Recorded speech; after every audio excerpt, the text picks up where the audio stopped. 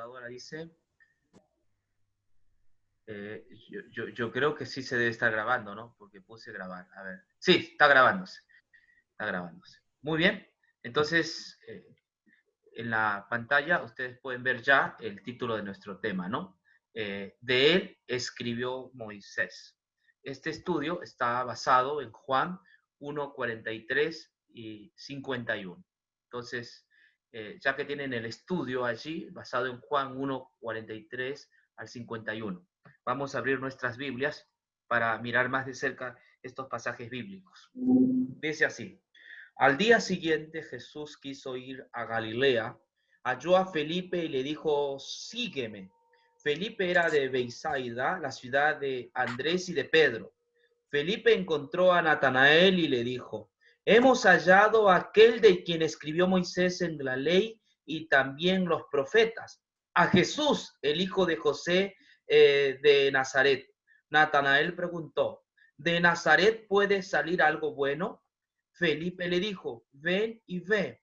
Cuando Jesús vio que Natanael se le acercaba, dijo de él, ahí viene un verdadero israelita en quien no hay engaño.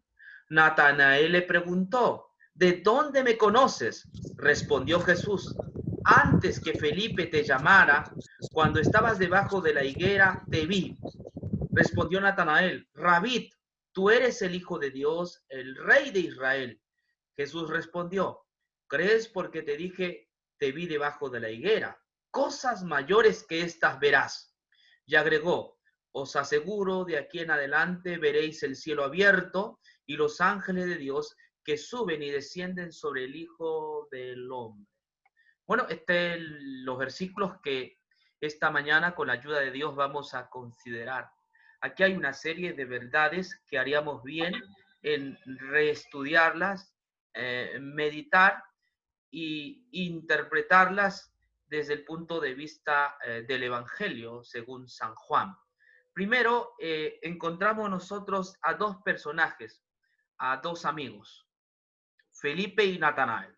Esta es la historia de Felipe y de Natanael. Esta historia no se encuentra en ninguna otra parte de los evangelios, como hemos dicho ya anteriormente en otro estudio, que el evangelio de Juan es único, el cuarto evangelio es único y tiene historias que no se repiten en los evangelios sinópticos. Son historias únicas, pero repito también que Juan quiere hacer teología. Cuando Juan escribe estas historias, su objetivo es enseñarnos algo acerca de Jesús, es aterrizar en la cruz, es exaltar a Jesús. Aun cuando Juan habla de la resurrección de Lázaro, Juan quiere que nosotros entendamos aquella muerte y resurrección de nuestro Señor Jesús que sucedería en los capítulos después del capítulo 11. Así que Juan, en la pluma de Juan vibra el enseñar acerca de Cristo. Juan es un personaje que es apasionado de Jesucristo. Por eso lo llamaron Juan el Evangelista, porque él quiere enseñarnos algo acerca de Cristo. Su interés es hablar de Cristo, confirmarnos en la fe que es en Jesús, y en esta historia eso no es la excepción. Bueno, volviendo de donde empezamos, al punto donde empezamos, estamos hablando de dos amigos, de Felipe y Natanael. Eran muy conocidos.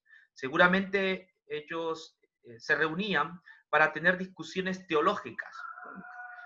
Seguro que algunos de ustedes también tiene amigos con los cuales discute de política, de religión, de Biblia, de teología.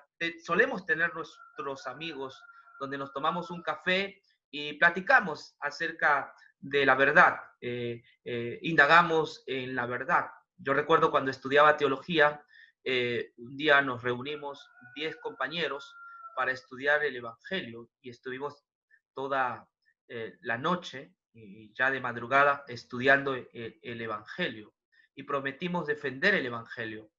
Bueno, de los cuales solo sé que de esos 10, solo 2 defienden el Evangelio, el resto no quiso saber más del Evangelio. Pero estos amigos que están aquí, Felipe y Natanael, estaban ávidos por entender la verdad. En esa época, cuando se escribe o cuando existió Natanael, Andrés, Felipe, Pedro, había una fiebre mesiánica. Es decir, la mayoría de judíos de alguna forma veían que el Mesías estaba pronto a aparecer. Así que ese es más o menos el escenario en la cual podemos ver esta historia. Había una fiebre mesiánica. Veían que la cercanía del Mesías estaba a la vuelta de la esquina. Entonces había muchas personas que estudiaban ávidamente las escrituras. Y aquí comienza, leamos nuevamente el 43. Al día siguiente Jesús quiso ir a Galilea, halló a Felipe y le dijo, sígueme. Felipe era de Bethsaida, la ciudad de Andrés y de Pedro. Jesús no gastó muchas palabras. Cuando vio a Felipe, Jesús solo le dijo, sígueme. No son muchas palabras. No, yo no sería capaz de convencer a una persona de esa forma y le diga, lo vea en la calle y le diga, sígame. Pues Jesús sí tenía ese poder de convicción, de convencimiento, y todo lo que le dice es, sígueme a Felipe. Qué fácil fue Felipe para que Jesús se evangelizara, ¿no? Así es que fue muy fácil Felipe, ¿no? Hay personas así que son fáciles y pescan rápidamente el anzuelo del evangelio. Hay otras personas que nos cuesta un poco más llegar al evangelio. Entonces Felipe fue uno de aquellos que con la sola palabra de Jesús, ven y sígueme, inmediatamente Felipe siguió a Jesús. De hecho, que la mayoría de apóstoles también fueron llamados de la misma manera. Un día dice que Mateo Leví estaba, él estaba, un ratito voy a cortarles porque tengo que, la batería se me está apagando un ratito, ¿ya?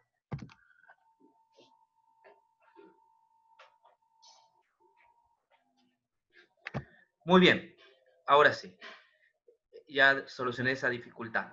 Estaba mencionando de que los llamados que Jesús hacía eran así de sencillos.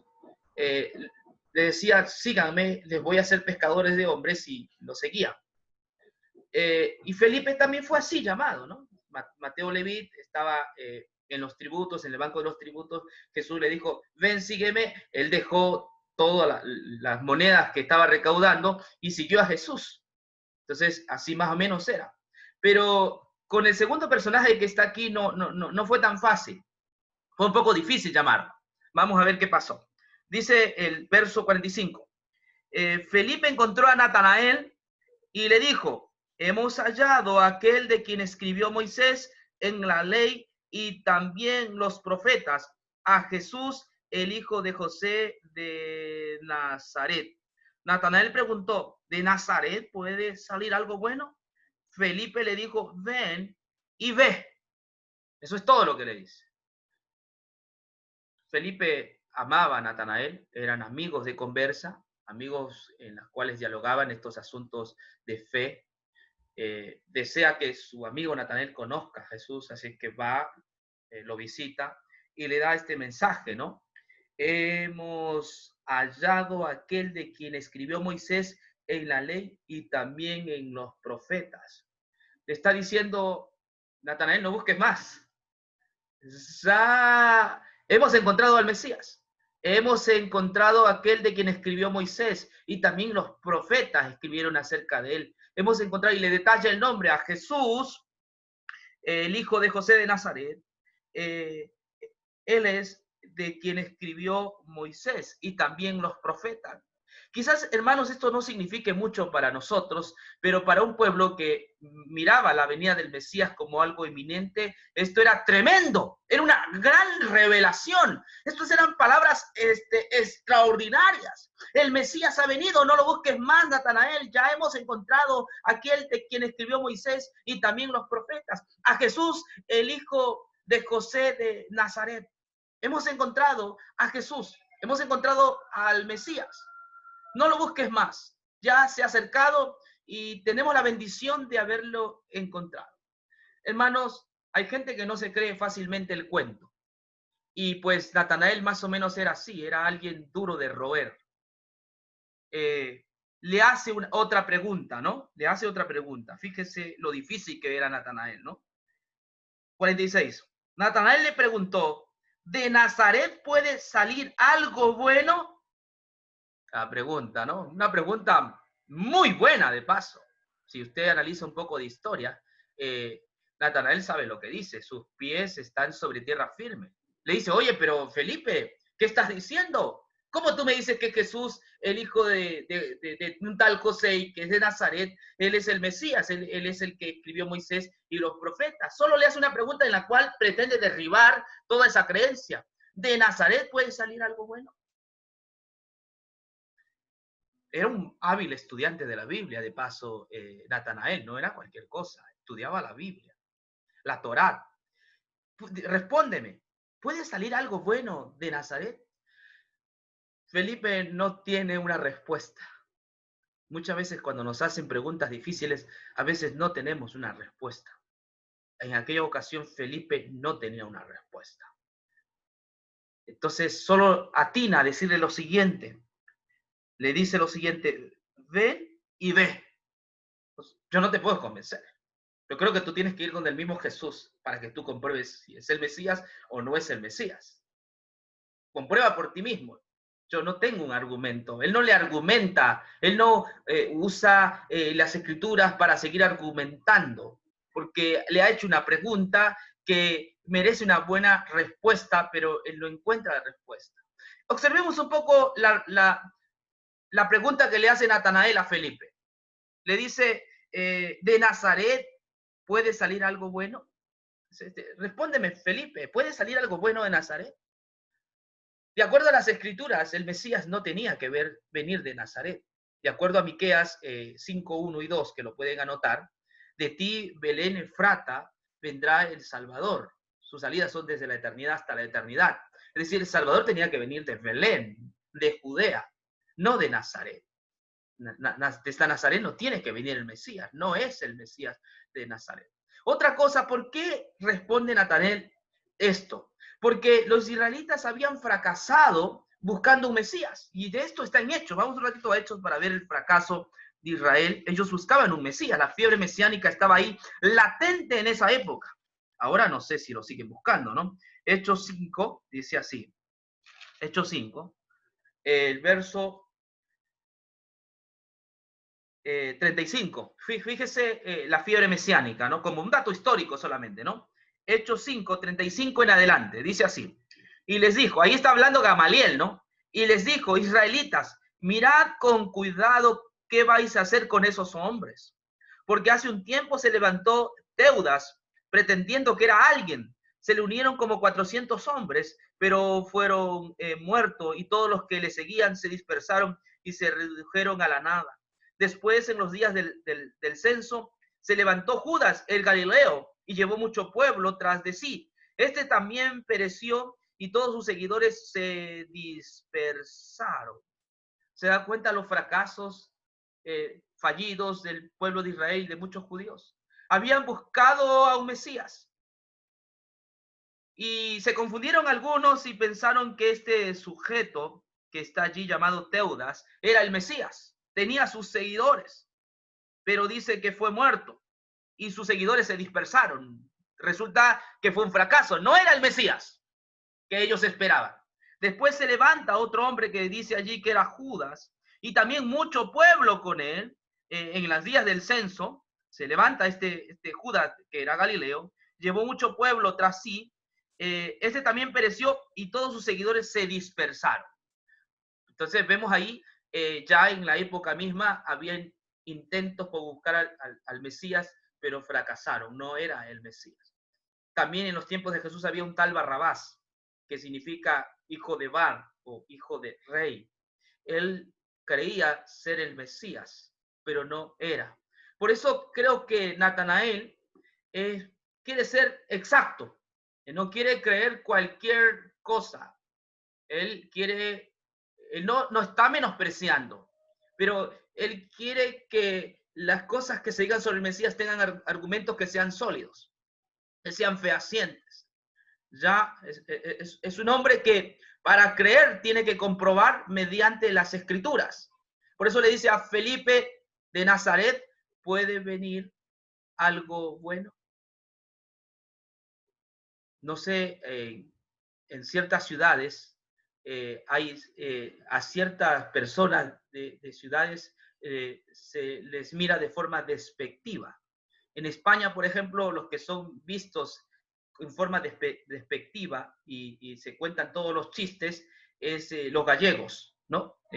Son utilizados como forma de chiste por su forma como ellos pronuncian algunas palabras o gesticulan algunas palabras. Bueno, lo mismo pasaba con Nazaret, no era bien visto por los judíos. Eran vistos como personas ignorantes, se les llamaba los jares, los de la tierra. Así que no había confianza en un nazareno porque no pronunciaban bien algunas consonantes o las guturales. Era muy difícil su pronunciación. Él les dice, de Nazaret puede venir algo bueno. Pero esta pregunta también tiene que ver, ¿es bíblico de que de Nazaret venga el Mesías? El Mesías no viene de Nazaret, Felipe, estás equivocado. El Mesías tiene que venir de otro lugar y de acuerdo a Miqueas, tiene que venir de Belén, tiene que ser de la estirpe de David. Así que tu argumento no es sólido. No te creo, Felipe. Yo no te creo sinceramente. Lo que estás diciendo es una tontería, no es correcto. Entonces Felipe le dice, bueno, si no me crees, ven y comprueba. Y así fue. Ve y ve. ¿Qué pasó? Volvamos a San Juan, capítulo 1, ¿no? 47. 1:47.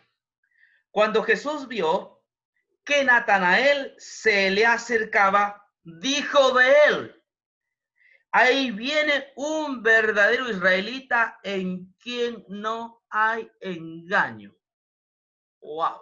Quien ve primero a quién es Jesús.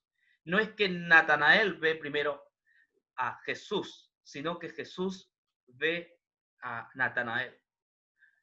No son las primeras palabras las que salen de Natanael, son las palabras de Jesús que salen hablando una característica de Natanael. Y las palabras que Jesús dice son sorprendentes. A mí me dejan boquiabierto porque le da un halago y inclusive es público, ¿no? Porque le dice, ahí viene un verdadero israelita en quien no hay engaño. Interesante, ¿no? Ahí viene un verdadero israelita, porque había muchos falsos israelitas. Jesús había hablado de los israelitas como que tenían hipocresía, eran hipócritas, eran una especie de serpientes, pero aquí viene un verdadero israelita en quien no hay engaño. Aquí está hablando de una característica de Natanael, y lo hemos comprobado anteriormente con lo que le pregunta a Felipe, ¿no? Le dijo, algo de bueno puede salir de Nazaret. O sea, cuando está hablando de las cualidades de este hombre, no se refiere a que era perfecto, sino que a que amaba la verdad. Era un hombre que investigaba, era un hombre que amaba la verdad, no tenía dobleces, él amaba, él buscaba la verdad, no se comportaba como los fariseos hipócritas, él de corazón buscaba la verdad, quería saber la verdad. ¿Sabe? Yo he encontrado en este mundo gente así, que no se casa con nadie, está casada con la verdad, aunque no conozca la verdad, la encuentra, la está buscando, está indagando, y mucha gente en este mundo está buscando la verdad. Son sinceros. Cuando dice que no hay engaño, está hablando de que era un hombre sincero. Era sincero de corazón, quería saber la verdad. Por eso no se creía cualquier cuento. Era preguntón, ¿no? Sí, muy parecido al pastor Saúl. Yo con el pastor a quien quiero hemos estudiado bastante y sé que el pastor tampoco se cree cualquier cuento, así que hemos tenido algunas reuniones teológicas y es muy preciso cuando te hace las preguntas, ¿no? Y eso es algo importante. Pocas personas buscan la verdad. Generalmente lo que hacen las personas para poder sobrevivir no hacen componendas con el otro, tratan de esquivarse, ¿sí? No, por no perder la amistad, entonces te acepto, no hay problema, ¿no? Si te acepto esto pequeño, no va a perjudicar la doctrina, así que podemos seguir hablando, te puedo seguir permitir predicar, porque en realidad no me importa la verdad, me importa tu amistad. Pero para Natanael lo importante era la verdad. Y de paso les voy enseñando que la verdad está por encima de nosotros. La verdad está por encima de la unidad de la iglesia, por encima de nuestra amistad. Siempre debemos nosotros mantener la verdad, predicar la verdad y hacer que en la iglesia se mantenga la verdad. Porque cuando un día la verdad desaparece, nos sirve la unidad, nos sirve la amistad, nos sirve las reuniones, nos sirve la iglesia, porque la verdad se perdió. Porque solo la verdad nos puede hacer libres. Entonces aquí vemos en Natanael un hombre que busca la verdad, y por eso Jesús no se equivoca cuando le dice, ahí viene un verdadero israelita en quien no hay engaño. Voy a retroceder un poco para meditar en las palabras de Felipe. Felipe no está equivocado, está señalando algo que es correcto. Miren lo que dice Felipe. El 45. Felipe encontró a Natanael y le dijo, hemos hallado a aquel de quien escribió Moisés en la ley y también los profetas, a Jesús, el hijo de José de Nazaret. Lo que Felipe está diciendo es que Moisés, desde Génesis, Números, Deuteronomio, hablan de este Mesías. Moisés escribió sobre este Mesías.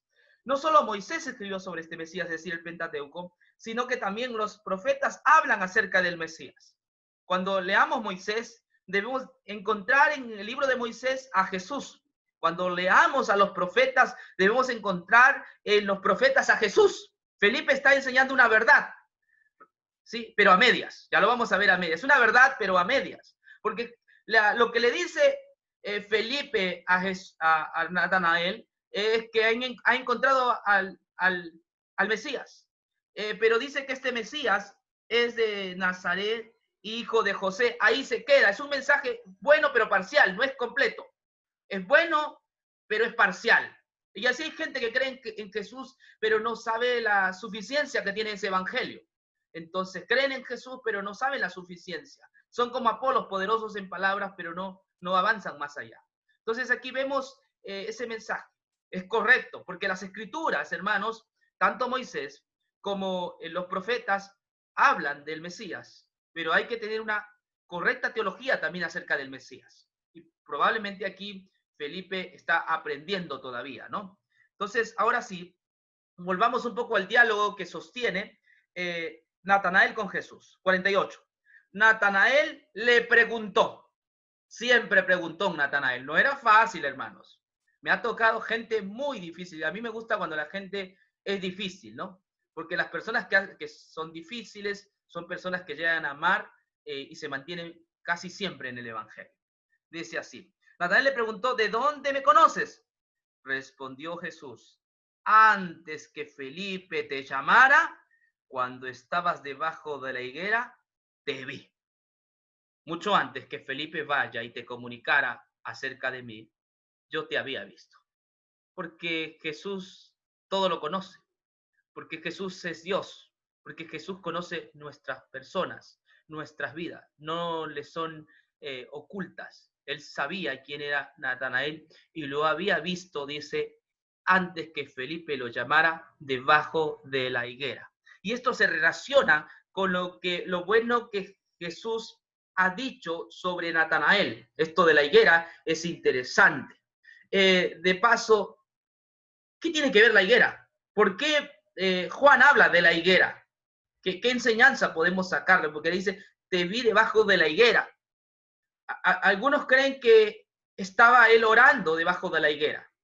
Otros creen que se ocultaba allí para evitar unas piscinas donde habían mujeres desnudas, así que huía del pecado. Y por eso que Jesús le dice que es un hombre en quien no hay engaño. También otros relacionan con el Edén. ¿Se acuerdan que en el huerto del Edén, cuando pecaron Adán y Eva, ellos se taparon con hojas de higuera? Pero lo que creo que probablemente Felipe estaba haciendo debajo de la higuera, y esto nos ayuda el Talmud judío, los rabinos, los líderes, los estudiantes de la Biblia, se reunían generalmente debajo de la higuera a estudiar la Torá. Lo que probablemente estaba haciendo Felipe y Natanael era reunirse debajo de la higuera para estudiar la Torá. Allí estaban estudiando la Torá acerca del Mesías, de dónde vendría, cuándo vendría, de dónde nacería, todas esas cosas con respecto al Mesías. Él estaba estudiando probablemente debajo de la higuera, porque los rabinos se sentaban debajo de una higuera para estudiar las escrituras acerca del Mesías. Su tema era el Mesías. Debajo de la higuera te vi, Felipe, estudiando sobre el Mesías. Debajo de la higuera te vi, Felipe, estudiando a Moisés. Debajo de la higuera, Felipe, te vi estudiando los profetas, indagando en cuál es la verdad, conociendo algo acerca de mí. Estás esperando al Mesías. Yo te vi estudiando debajo de la higuera acerca de mí. Antes que Felipe te predicase de lo que la Escritura habla de mí, tú estabas ya estudiando de mí. Tú estabas indagando acerca de mí, querías saber sobre el Mesías. Y entonces, miren lo que sucede inmediatamente después de esto. 49. Respondió Natanael, Rabí, con sorpresa, ¿no? Es decir, maestro, tú eres el Hijo de Dios, el Rey de Israel. Esta es una afirmación, ya no es una pregunta, ya no quiere preguntar, ahora quiere afirmar. Es con signo de admiración. Rabí, maestro, le dice, tú eres el Hijo de Dios, tú eres el Rey de Israel.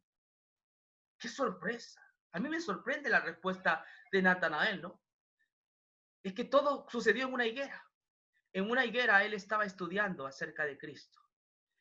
Y la respuesta de Natanael es más avanzada de Felipe, porque Felipe viene con un mensaje que es correcto.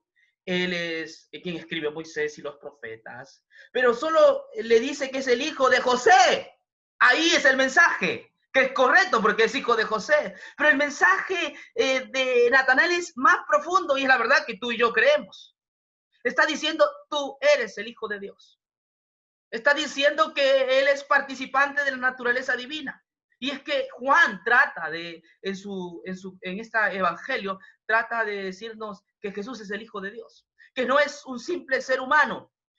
Tú eres Dios, tú eres participante de la naturaleza divina, tú eres el verbo que se hizo carne y habitó entre nosotros, tú eres Dios con nosotros, tú eres el tabernáculo, tú eres el nuevo templo, tú estás morando entre nosotros, tú eres Dios. Qué hermoso, hermanos queridos. Jesús es Dios, es el verbo encarnado, es eterno y su vida es desde la eternidad y por la eternidad nunca dejará de existir. Él es para siempre y por siempre. Eso está diciendo cuando dice, tú eres el Hijo de Dios, eres un Mesías, pero eres Hijo de Dios. Aparte también le dice, tú eres el Rey de Israel. Tú eres aquel que escribió David. Tú eres aquel Rey eterno que está en Salmos 24. Tú eres Jehová de los ejércitos, tú eres el que pelea las batallas. Tú eres el Rey de Israel, los reyes peleaban batallas. Tú eres ese rey que pelea batallas. Tú eres el Rey de Israel. Qué hermosas palabras la de Natanael. ¿Sabe qué más le dice Jesús? Esto me sorprende. Miren lo que dice el 50. Jesús respondió, ¿crees porque te dije, te vi debajo de la higuera? Cosas mayores que estas verás. ¿Crees porque todo sucedió debajo de la higuera? ¿Crees porque te dije, te vi debajo de la higuera? Pero Natanael y a toda la gente que estaba allí reunida con él les dijo cosas mayores que esta verás. Volvamos al tema de la higuera. ¿Sabes? En el tema de la higuera estudiaba la Torá. Y usted cuando lee la Torá es un libro maravilloso, hermanos. Cómo Dios puede librar a un pueblo de la esclavitud de Egipto. Cómo Dios abrió el mar Bermejo, el mar Rojo, para que su pueblo pasase por tierra firme. Cómo Dios alimentó a ese pueblo con maná. Hay milagros portentosos extraordinarios en la Torá. De verdad, es un libro que conmueve y nos habla del poder de Dios. Natanael estudiaba eso. También Natanael estudiaba acerca de un niño llamado David que venció al gigante. Es una cosa extraordinaria. También la Biblia nos habla de un hombre que tenía el pelo largo y mataba miles de filisteos, Sansón. También nos habla de un Daniel que fue al pozo de los leones y los leones se comportaron como gatitos frente a él, que fueron 3 amigos echados al fuego, al horno de fuego, y no se quemó ni un poquito de su cabello. Eso has visto, pero te digo, Natanael, cosas mayores que estas verás. Las cosas mayores que vas a ver, Natanael, se encuentran en mi persona. Tú has dicho que yo soy el Hijo de Dios. Tú has dicho que soy el Rey de Israel. Te digo desde ahora, vas a ver cosas mayores que sobrepasan los milagros del Antiguo Testamento. Estas cosas mayores, mis hermanos, se encuentran en la vida del Mesías. Jesús vivió una vida que nadie ha vivido. Jesús hizo cosas que nadie ha podido hacer. Son las cosas mayores. Natanael, si te gozas, te digo una cosa, vas a ver cosas mayores, cosas más extraordinarias. Estas cosas extraordinarias se encuentran en mí, en mi persona. Tú has estudiado las Escrituras, la Torá, pero ahora vas a ver las cosas que el Mesías va a realizar y va a hacer por ti y por todo el pueblo de Israel. Cosas mayores que estas verás. Cosas que ojo no vio ni oído han oído son las que Dios ha preparado en Cristo para nosotros. Hermanos, las cosas más extraordinarias y excelsas que tú puedes oír y ver sucedieron en la persona de Jesús, sucedieron en la persona del Mesías. No busques cosas más extraordinarias que el Mesías. Ya lo extraordinario, ya lo sublime ha venido, y ese sublime es Jesucristo. En su vida, en su muerte y en su resurrección están esas cosas que ojo no vio ni oído han oído. Es en la vida del Mesías. Natanael, cosas mayores que estas verás. No hace mucho a un pastor boliviano le preguntó un hermano pentecostal, ¿y en tu iglesia hacen milagros? Y el pastor le dijo, pues Inocencio ha resucitado.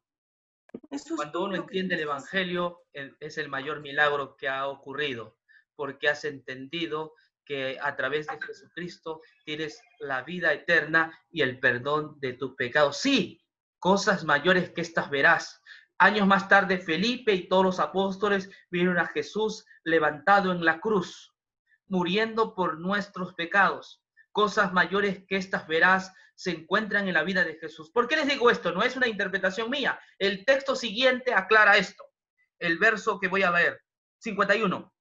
Y agregó, os aseguro, de aquí en adelante veréis el cielo abierto y los ángeles de Dios que suben y descienden sobre el Hijo del Hombre. Hermanos, vas a ver el cielo abierto. El cielo había sido cerrado por causa del pecado. Recuerden que Dios puso querubines para que no entraran al paraíso.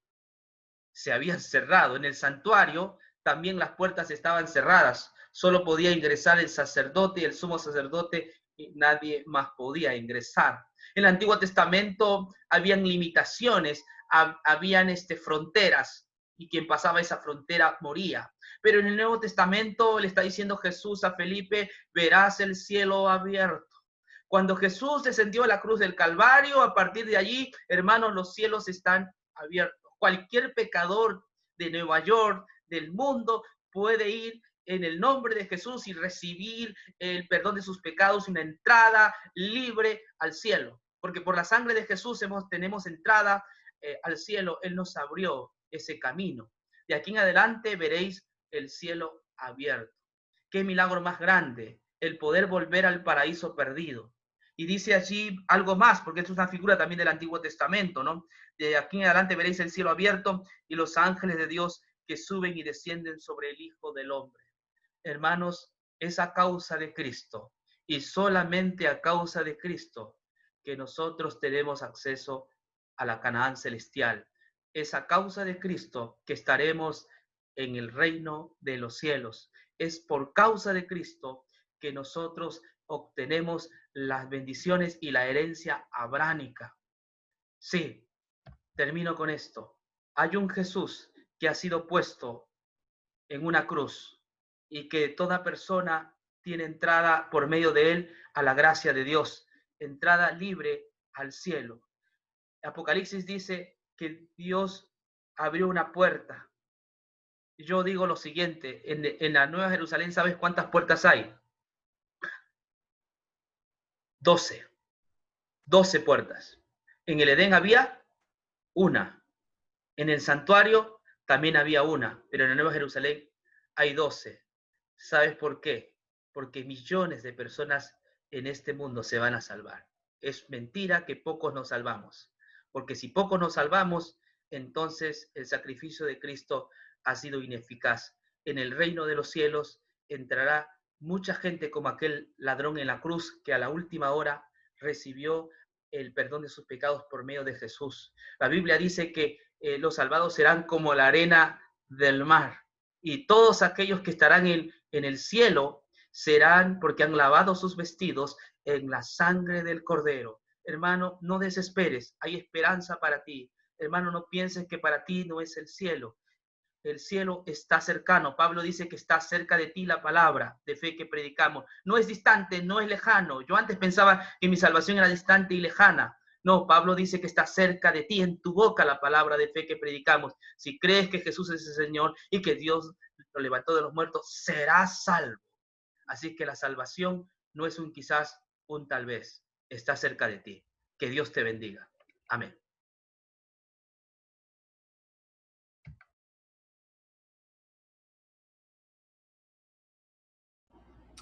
Muy bien, vamos a dar oportunidad a algún hermano que quiera participar, que tenga alguna pregunta respecto a la temática que se ha venido desarrollando, pues este es el momento.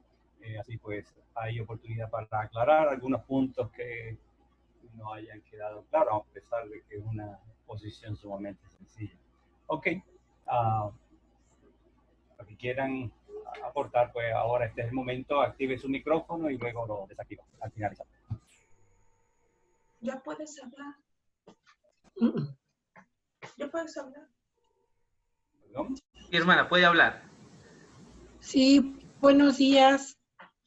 Hablando respecto sobre lo que estuvieron hablando ahorita, me queda muy claro porque yo no entendía eso de que la Biblia nos dice que nada más 144,000 se van a salvar y muy cierto lo que dice el hermano, entonces, ¿dónde vamos a quedar todos los demás, verdad?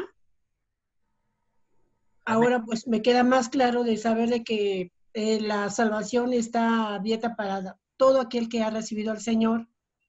Y sabemos, tenemos la convicción de que cuando nos vayamos de aquí vamos a estar con Él. Amén. Me alegra por eso, hermana, porque sí, tienes certeza de salvación. Y quizás mucho tiempo sufrimos si nos salvaré o no salvaré. Yo creí en ese tema del juicio, decía me salvaré o no me salvaré. Pero hoy cuando miro la cruz, creo que estoy salvo. Amén. Amén. Hermano, hablando de la idea del Nazareno, leemos en Mateo 2:23, y esto no es para llevar la contraria, sino para decir algo que dice la Biblia, ¿verdad? Y vino y habitó en la ciudad que se llama Nazaret, para que se cumpliese lo que fue dicho por los profetas, que habría de ser llamado Nazareno. O sea, la idea de la asociación con Nazaret es del Antiguo Testamento, ¿verdad? Pero a mí me parece que aquí hay más bien un juego de palabras y no hablar de la procedencia de Jesús. Sabemos que nació en Belén. Más bien con la idea, la palabra Nazaret, según los que han estudiado el asunto, se parece mucho o viene de la misma raíz de rama, ¿no? Y a Jesús se le llamaba, entre otras cosas, era la rama justa, ¿no? O algo así parecido, ¿no? En Isaías y en otros lugares. Entonces tal vez tenga que ver con eso, ¿no? También se ha hablado de un juego de palabras con la idea de ser un nazareno desde el punto de vista de aquellos que se dedicaban al Señor. Hablaste de Sansón, era parte de eso, ¿no? Se dejaba el pelo largo, no tomaba vino, etc. Pero aquí parece más bien que tenga que ver con esa idea de esta rama, ¿no? Que vendría y sería, pues, bueno, tal vez un árbol gigantesco, ¿no? Bueno, para simplemente hablar de eso que dice la Escritura. También la idea me parece a mí, o sea, Juan, lo que le dice Felipe a Natanael, ¿verdad? Le dice, ven a ver, hemos encontrado al Mesías. Luego viene Natanael, cuando se da cuenta de eso, le dice, tú eres el Hijo de Dios, el Rey de Israel. Es claro que en el libro de Juan, el Hijo de Dios, Juan establece la divinidad de Cristo, ¿verdad? Él se dedica mucho a eso. Pero el uso de Hijo de Dios no es solamente para su divinidad, es también un título mesiánico. Y vemos cómo Jesús usa los dos términos, ¿verdad? Natanael le dice, tú eres el Hijo de Dios. Y Jesús le dice, sí, y verás todas estas cosas, los ángeles bajando, subiendo, descendiendo sobre el Hijo del Hombre. Está utilizando los dos términos, ¿verdad? Le dice, sí, lo que tú dices es correcto. Hijo de Hombre también es la misma cosa. Me parece a mí que en este caso en particular se está refiriendo a eso. Es todo lo que quería decir. Gracias, hermano Nelson. Bueno, en cuanto a Mateo, cuando dice que los profetas dicen que vendría de Nazaret, no hay nada en el Antiguo Testamento que sugiera tal cosa, que el Mesías tenía que venir de Nazaret. Mateo se respalda. Algunos comentaristas dicen que posiblemente había un dicho de los profetas, pero que no estaba escrito. Entonces no está escrito que el Cristo tendría que venir de Nazaret, no va a encontrar en el Antiguo Testamento. Lo que parece ser, y creo que me inclino, es que era solo hablado, ¿no? Pero no estaba escrito.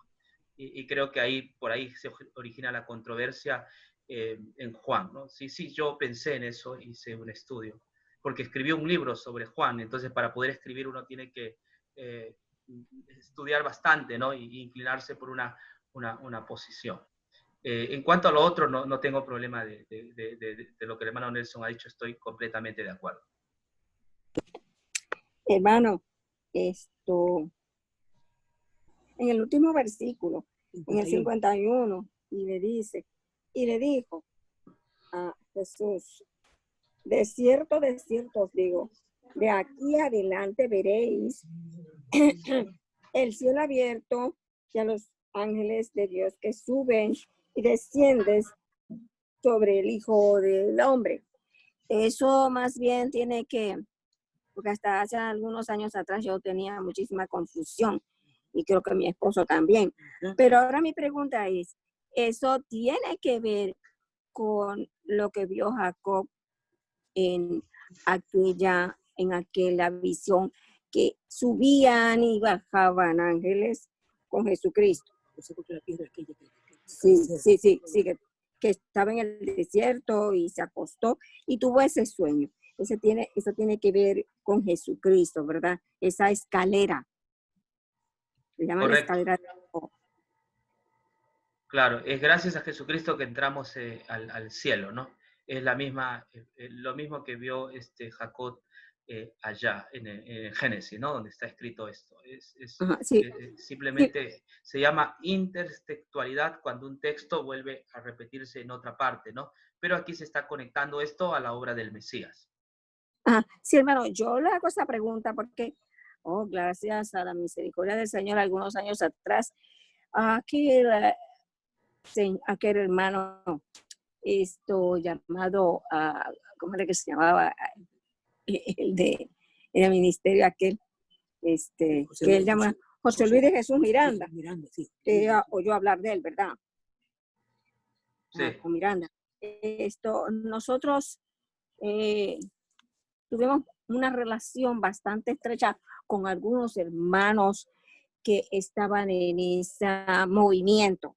Creciendo en gracia, gracias, Pedro. Y le vimos a él una vez en el área metropolitana de Puerto Rico. Y entonces él usaba eso, pero en otra forma, ¿no? Como que esos ángeles que subían y bajaban, eran los que estaban destinados para salvación.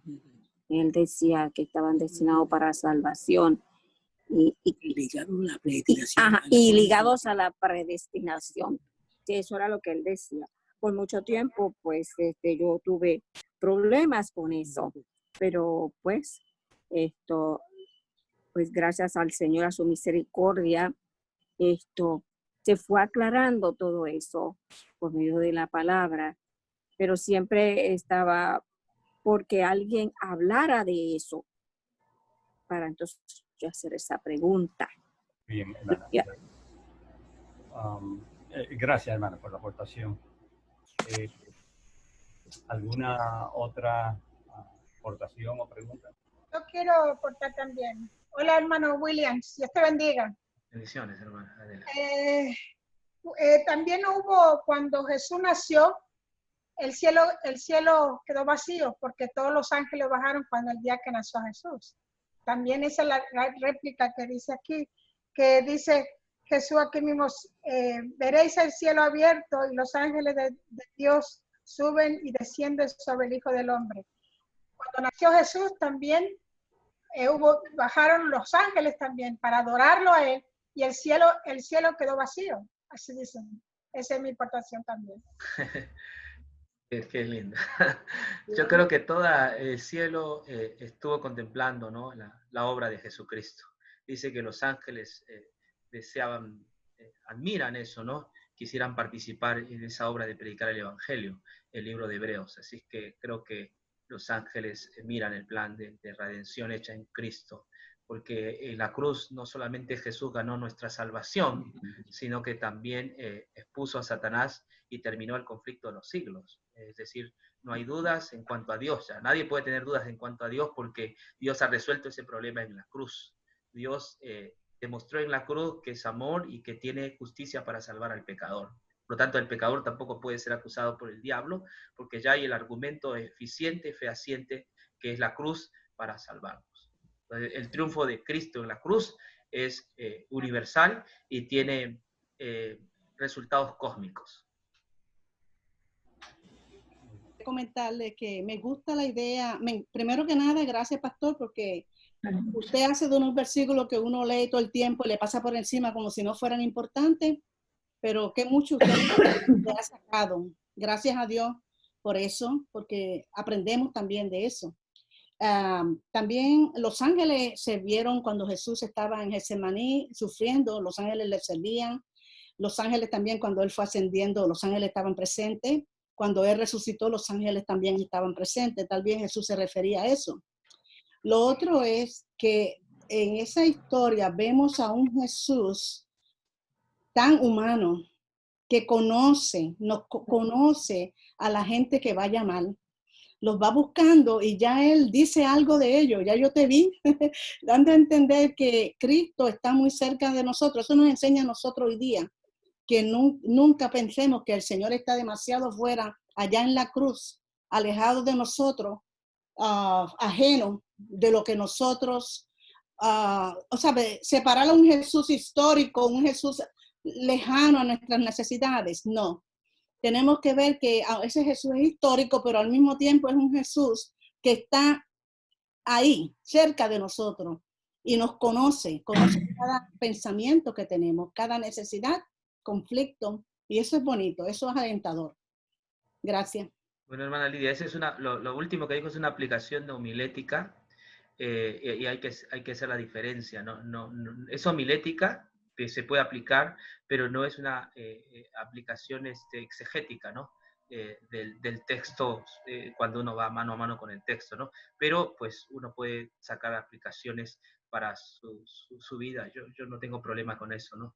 Pero siempre es bueno, porque a veces lo homilético puede volverse exegético y ahí sí es un problema, ¿no? Prefiero mantener la parte exegética, es decir, lo que el texto dice, vio, y a medida que diga el texto, pues me va aclarando y convenciendo sobre lo que es Jesús, ¿no? La idea allí, en ese pasaje que leí, es enseñarnos quién es Jesús. Y es el Mesías, y es el Hijo del Dios viviente, es su Salvador y mi Salvador, un Salvador perfecto. Eso, hermana Lidia. Y es un Jesús que nos conoce. No podemos sacar eso. Por supuesto que sí. Nos ama. No podemos sacar eso de la exegética o de la estudio exegético, porque acuérdense que nosotras las mujeres somos muy emocionales y nosotras nos queremos el amor de Cristo maravilloso que nos constriñe, y por eso es que yo siempre veo el amor de Cristo en cada detalle de su vida. No es que quiero llevar la contraria o decir algo. Bien, gracias hermana Lidia. Quería hacer una... Sí, ya mismo, Jorge. Hermano Gabriel tenía ya su ratito ahí. ¿Está bien? Qué bien. Estaba escuchando a la hermana Lidia y hablando de emociones, tengo que hacerte un cargo, William, porque con Beatriz estamos llorando aquí. Ah, sí. Gracias, William, por tus palabras. Los abrazo, hermanos, y estamos. Yo también estoy agradecido al Señor por su salvación. Creo que sí, hablando de emociones, la salvación emociona. Así es. Parece mentira que algo que escuchamos tantas veces siempre sea un alimento fresco para el alma. Gloria a Dios. Amén. Ongi quería hablar. Sí, gracias. Muy buena la predicación, gracias. Te felicito. Simplemente quería hacer un comentario, no de los ángeles que descienden de la escalera, sino de la escalera. Yo creo que es el punto importante, porque se le está diciendo a Natanael que va a haber cosas mayores. Entonces, nuestro hermano citó un versículo que aparece en Corintios, cosas que ojo no vio ni ha subido en corazón de hombre, son las que Dios nos tiene preparadas. Pero el versículo sigue diciendo, pero Dios nos las reveló. ¿Qué son esas cosas que Dios nos reveló? Pues esas cosas grandes que le permitieron ver a Natanael. En este caso, que Cristo es la escalera y es un tipo de pontífice. En otras palabras, se ha abierto el cielo. En el bautismo de Cristo en el Jordán, fue la primera vez que se vio el cielo abierto. Dice que cuando Cristo ascendió de las aguas bautismales, el cielo se abrió. En otras palabras, esa escalera o ese método para nosotros poder estar ante la presencia del Padre se hizo presente. Así que yo creo que tiene más importancia la escalera que la administración de los ángeles, porque obviamente ellos están ministrándonos a nosotros. Pero qué bueno, porque esas cosas que vio Natanael, podemos nosotros decir que también las hemos podido ver, que es la gloria de Dios en la Amén, amén. Qué hermoso hablar del Evangelio, hermano, me gozo en tus palabras. Antes se creía que esas cosas que ojo no vio y oído han oído, se creía que era la segunda venida de Cristo, así nos interpretaban, pero cuando uno lee Corintios se refiere al Evangelio. Son cosas hermosas. Isaías 52 dice que verán lo que nunca le fue contado. Isaías 52, 12 y 13, ¿no? Dice que los reyes cerrarán ante él la boca porque verán lo que nunca habían visto y oído. Y eso se refiere a Isaías 53. Isaías 53 es la verdad, es la gloria de Dios en Jesucristo que trae alegría a nuestros corazones. Es un Mesías perfecto. Por eso Natanael quedó maravillado y convencido de que aquel era el Hijo de Dios. Cuando nosotros vemos la luz del Evangelio, no cabe duda. Entonces, es como dice el libro de Hebreos, nuestra conciencia queda limpia, sabiendo que nuestros pecados han sido quitados. Acá en Puerto Rico hay un problema cuando algún predicador visita alguna denominación y hace la siguiente pregunta. ¿Quiénes están preparados para el encuentro con Dios? Y nadie levanta la mano, y es porque tienen sus conciencias sucias. El hecho de tener nuestras conciencias sucias es precisamente que siempre nos vamos a ver como pecadores, pero sabiendo que Cristo quita el pecado que impide que nosotros estemos ante la presencia de Dios, pues nuestras conciencias están limpias en virtud de lo que ha hecho otro, en este caso Jesucristo. Así que muy buena tu presentación. Mira, se me ocurre algo. En Estados Unidos está Washington, D.C., está el presidente Trump, usted vaya y pida una entrevista con Trump. Trump seguramente debe estar con muchos guardaespaldas, los militares ahí, está cerrado ese palacio, usted no puede ingresar. Pero en cuanto a Dios, los cielos han sido abiertos y todos podemos ingresar gracias a Jesucristo. Entonces, eso es una alegría inmensa. Los cielos, hermanos, están abiertos. Nadie se pierde por pecador, sino por no creer que la palabra dice que los cielos están abiertos. La sangre de Jesús abrió esos cielos para entrar libremente. Yo quiero hacer un pequeño comentario sobre algo que encontramos en el texto. Cuando el texto dice, o está en la conversación, ¿no?, de Felipe con Natanael. Entonces, Felipe le dice a Natanael, hemos hallado al Mesías, a aquel de quien escribió Moisés en la ley. Y esto es una declaración que nosotros encontramos en otros lugares, así que no es exclusiva solamente de aquí. Y me es significativa. Me es significativa porque nosotros muchas veces al leer Moisés, como encontramos tantos mandamientos y leyes, nosotros no podemos hacer la relación. ¿Cómo es posible que Moisés hable del Mesías? ¿No? Porque lo interesante es que la manera en que Felipe lo presenta es Moisés escribió de él.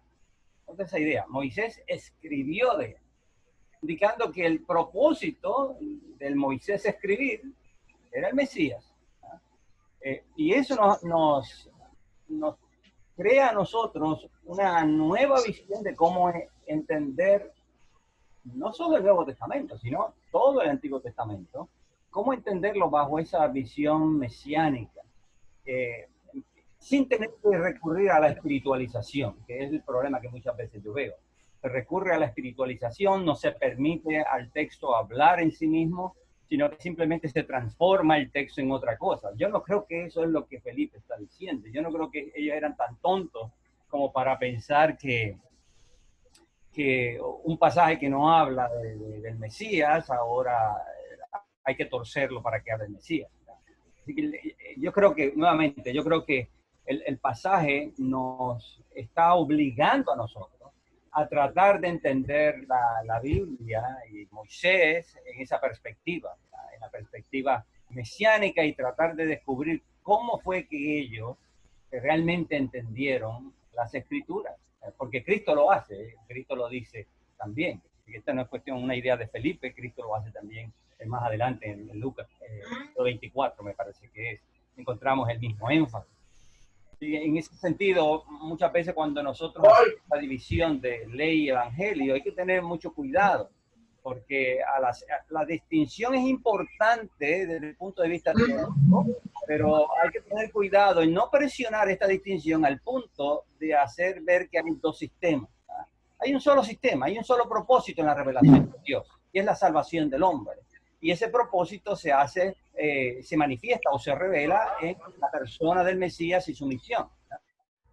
Entonces, ¿cómo nosotros encajamos todo el resto de la revelación dentro de este propósito central de la revelación divina? Es el reto que nosotros tenemos. Por lo tanto, vuelvo y digo, hay que cuidarse. En particular, nosotros encontramos este problema, por ejemplo, en el movimiento dispensacionalista, ¿no? Un movimiento que hay dentro de la iglesia. Y ellos dividen, el Antiguo Testamento pertenece a Israel y el Nuevo Testamento pertenece a la iglesia. Pero como se dan cuenta que hay algunos elementos que son muy parecidos al Antiguo Testamento, pues entonces cuando llegan al Sermón del Monte dicen, esto pertenece al Antiguo Testamento, no, esto no pertenece al Nuevo Testamento. Cuando encuentran el mensaje de Juan el Bautista y el mensaje de Cristo, dicen, no, eso pertenece al Antiguo Testamento, eso no pertenece al Nuevo Testamento. Así que empiezan a hacer todas estas distinciones que son artificiales, porque nosotros no encontramos realmente esto en los apóstoles. Así que mi preocupación es el que no se haga una separación tan grande que no se permita movernos al Antiguo Testamento y encontrar allí el Evangelio como los apóstoles lo hicieron.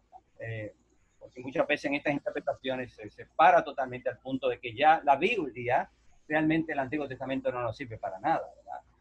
Y yo no creo que eso es lo que está sucediendo aquí.